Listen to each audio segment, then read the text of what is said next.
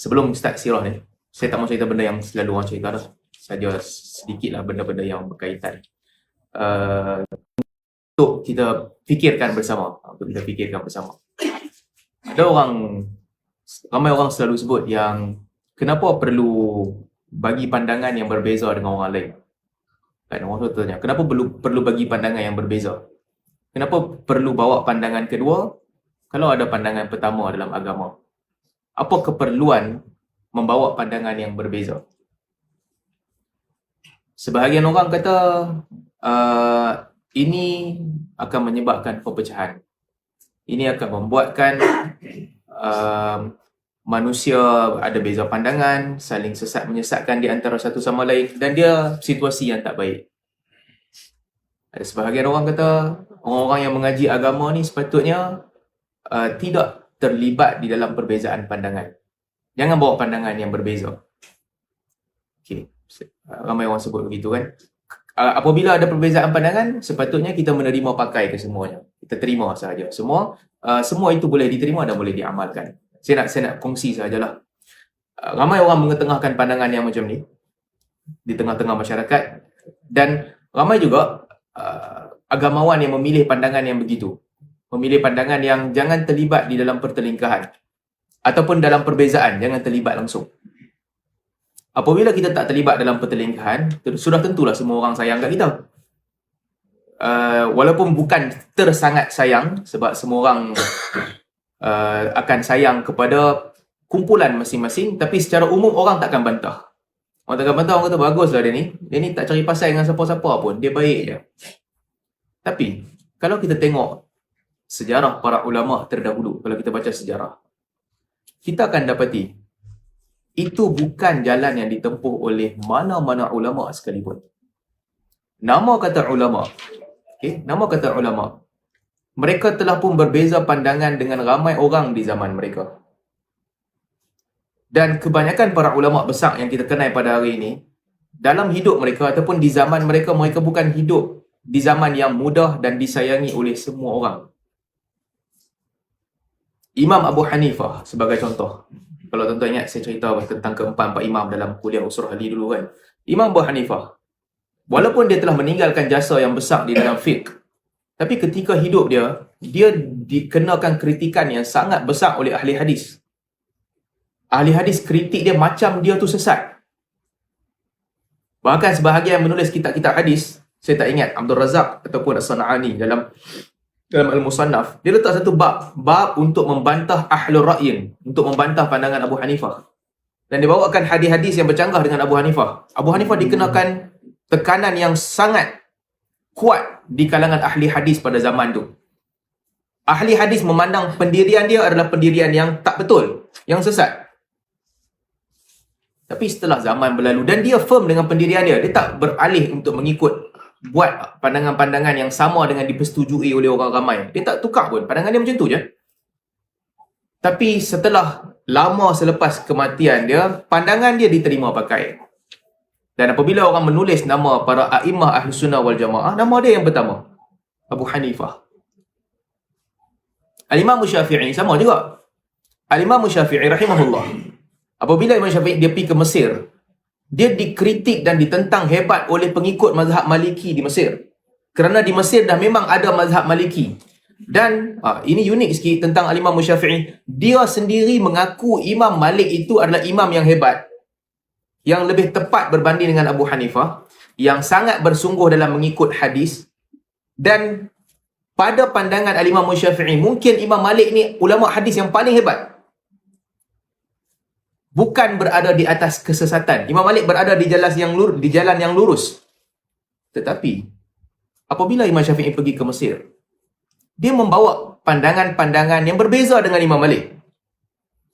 Perbezaan ni bukan kata perbezaan kecil. Ada benda yang mazhab Maliki menganggap benda itu tertolak. Imam Syafi'i kata tak, benda ni tak tertolak, boleh diamal.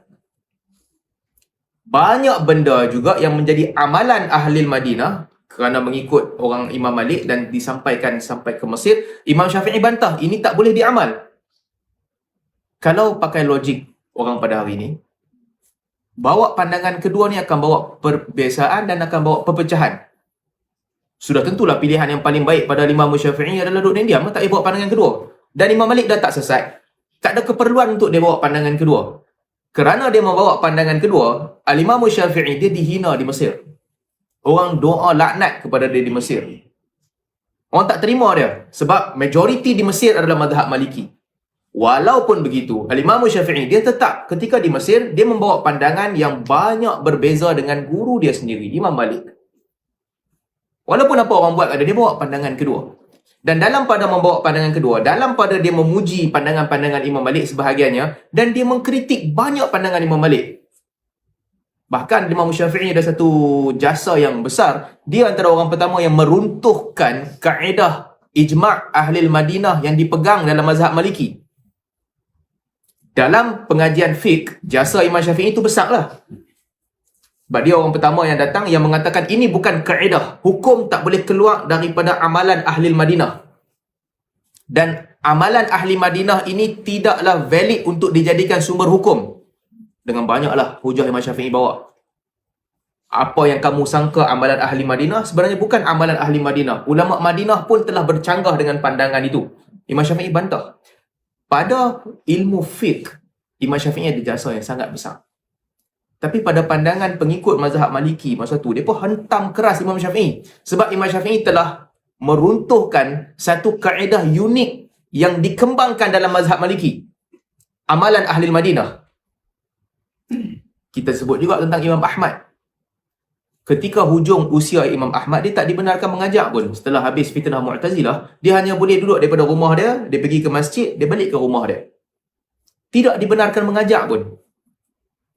Ini imam-imam besar yang kita kenal. Selepas imam-imam besar, kebanyakan ulama lain berhadapan dengan situasi yang sama. Al-Imam Nawawi ada masalah dengan khalifah, memberi fatwa yang khalifah tak setuju. Dan demikian juga imam-imam lain. Al-Imam Al-Ghazali dalam banyak perjalanan dia sehingga akhirnya dia frust dengan keadaan sekeliling dia, dengan ilmu. Kemudian dia diam, dia berhenti daripada belajar, dia berhenti daripada mengajak. Dan dia fokus pada beramal. Hampir kebanyakan imam melalui jalan-jalan yang serupa. Sejarah mengajar kita kan, kalau kita baca sejarah-sejarah orang-orang terdahulu sebelum kita. Orang yang play safe ni, semua boleh. Ni pun boleh, yang tu pun boleh. Kolam ni pun boleh mandi, kolam tu pun boleh mandi.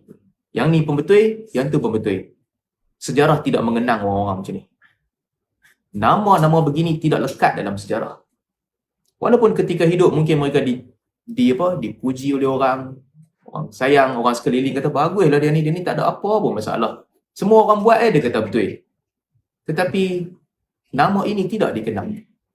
Sedangkan ulama yang jujur mempertahankan pandangan mereka.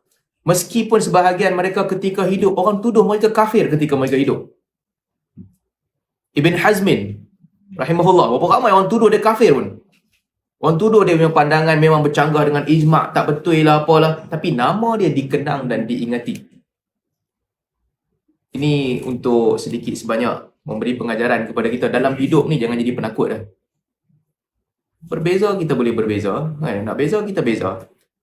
Ada masa kita berbeza pandangan dengan perbezaan yang keras. Dalam keadaan garis panduan kita jaga. Tidaklah perbezaan itu menyebabkan kita mengkafir sesama sendiri. Tidak mengkafirkan orang lain. Tapi kalau pandangan itu pada kita, pandangan itu tak betul. Pada kita pandangan itu tak betul. Katalah tak betul.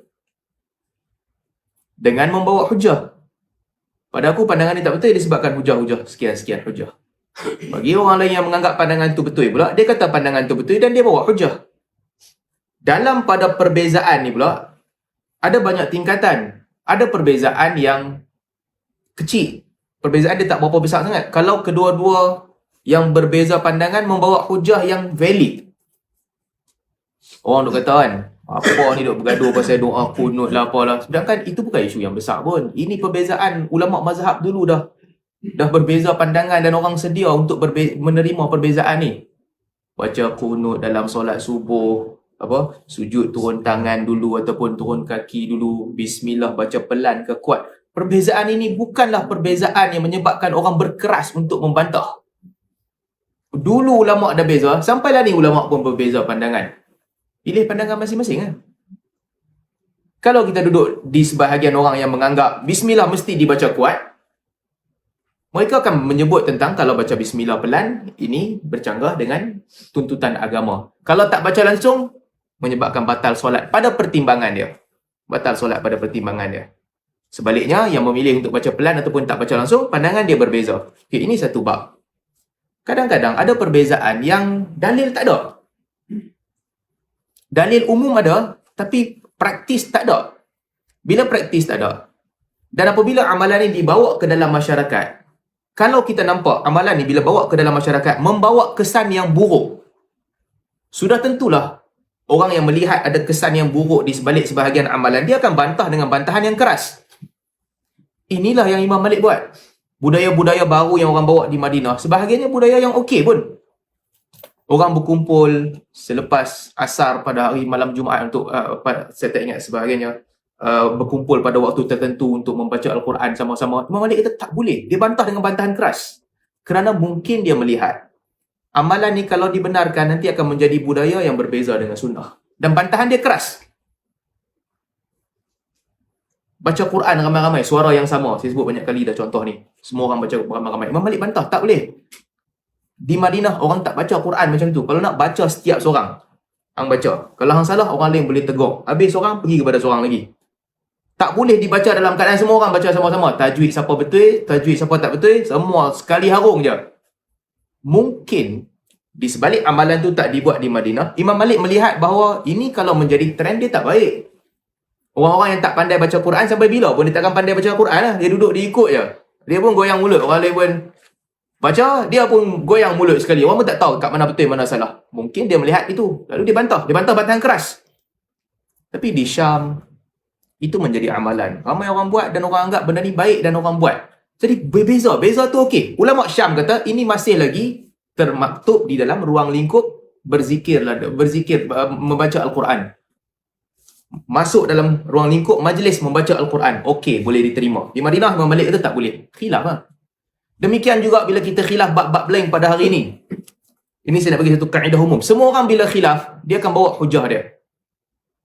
Isu yang famous yang baru orang bincang baru ni kan. Bukan baru ni lah. Baru ni famous balik. Zikir hu ni semua ni kan. Kenapa kita bantah? Sebab kita melihat, saya melihat, satu, tak ada hadis Nabi SAW yang menunjukkan Nabi SAW ataupun para sahabat yang pernah berzikir begitu. Tak ada langsung. Diriwayatkan daripada Rasul SAW dan para sahabat. Yang kedua, majlis zikir yang begitu diasosiatkan dengan kumpulan-kumpulan tarikat tertentu dan level tertentu sahaja. Orang biasa tak payah buat. Sampai tahap tinggi sikit, baru dia buat zikir begini. Agama tak ajak begitu. Agama mengajar ibadat mesti sama kepada semua orang. Siapa nak buat, buat. Siapa tak nak buat, tak buat. Dia tak ada level hang tinggi, orang boleh amal zikir ni rendah. Nabi tak ajak begitu. Bercanggah lagi dengan hadis. Dan yang ketiga, budaya zikir hu ni membawa kepada kesan yang tak baik dalam masyarakat. Daripada orang zikir dalam keadaan rendahkan suara dia, sebut dengan perkataan yang jelas, Allahu Akbar, Subhanallah, Alhamdulillah, sampai sehingga menjadi budaya di hidup orang yang beramal begitu, dia start dengan La ilaha illallah, lama-lama dia laju sikit Allah, Allah, Allah, Allah, betul hu. Bukan begitu yang diajarkan oleh Nabi. Jadi kita bantah. Bila kita bantah, kita bawa hujah. Dan ada orang nak pertahankan, dia bawa lah hujah dia. Janganlah bantah orang. Maksudnya semua orang membawa hujah masing-masing. Siapa nak pertahankan, bawa hujah. Dan bila kita membantah, kita bawa hujah untuk menunjukkan yang tak betul. Dalil-dalil yang berpakai itu tak kena. Hakikat dia, Nabi tak buat. Begitu. Tapi saya nak cerita satu kelompok lagi ni. Kelompok yang kolam ni pun dia boleh masuk, kolam tu pun dia boleh masuk. Dia kira apabila orang bergaduh je, jangan bergaduh lah. Tak apalah, tu pun boleh, yang ni pun boleh. Ini sikap yang tak baik. Ini bukan pasal agama dah, ini bukan pasal manhaj, ini pasal sikap. Ni kita bukan cakap tentang bab mazhab mana hang ikut, aliran mana hang ikut. Kita boleh berbeza dengan musuh-musuh kita, bukan musuh lah. Kita boleh berbeza dengan orang yang berbeza pandangan dengan kita. Dalam keadaan perbezaan itu membawa kepada kita menghormati dia. Kita hormati dia, dia ada hujah. Walaupun kita tak setuju dengan dia, kita boleh berbeza hujah dengan dia. Tapi kalau yang main banyak kolam ni, ini bukan tentang berbeza hujah. Ini tentang satu sikap yang meredakan diri dia berada di mana-mana asalkan orang suka kat aku. Apa yang buat orang bagi orang tak bantah kat aku ambil stand ni? Ambil stand ni, orang tak bantah kat aku. Ini sikap yang sangat tak baik dan tak boleh diterima. Kena teguh pegang dengan pendirian. Demikianlah yang dilakukan oleh para imam besar sebelum-sebelum ni. Tak ada lah watak yang jadi famous, yang dikenali dalam dunia ilmiah yang memilih sikap yang macam tu. Tak boleh. Semua ulama' yang meninggalkan jasa di dalam ilmu adalah para imam yang telah menekankan pentingnya pandangan dia. Pentingnya betul pandangan dia tu, dan pandangan orang lain dikritik. Itulah sikap yang ada pada para imam. Orang awam jangan ceritalah, orang awam ni dia ikut dia ya, dia ikut trend je. Dia buat. Kadang-kadang ada orang cerita, pasal apa lah duk bergaduh bab ni? Bila kita tengok dia punya status Facebook, tiap-tiap hari dia tulis pasal bergaduh juga. Tiap hari, tiap-tiap post dia pasal bergaduh. Lepas tu dia main komen, pasal apa duk bergaduh bab ni? Oh, hang komen, hang bergaduh tak apa. Orang lain bergaduh tak boleh. Ini pun satu hal juga. Jadi itu sedikit sebagai mukadimah supaya kita membawa kepada kesimpulan dalam hidup ni jangan jadi penakut. Itu antara benda yang kita kena sama-sama ingat. Dan sama juga bila kita doa kepada Allah Subhanahu Wa Taala supaya la nakhafu fi sabilillahi laumata laim, supaya kita tak takut bencian laumata laim, maki hamun orang-orang yang suka maki hamun pada jalan agama Allah, supaya kita tak takut itu. Dan bukanlah juga kita dalam agama ini kita mencari madhal madihin, puji-pujian orang yang memuji. Pandangan, ikut pandangan. Dia bukan tentang apa yang boleh buat orang puji aku. Dia bukan macam tu. Ataupun apa yang boleh buat bagi orang tak maki aku. Kalau itu pintu masuk kita itu salah. Ala kulli hal, itu sedikit sebanyak mukadimah untuk kita bawa kepada tajuk. Tak ada kena-mengena pula, tapi sebagai mukadimah sedikit sebelum kita masuk tajuk perbincangan kita.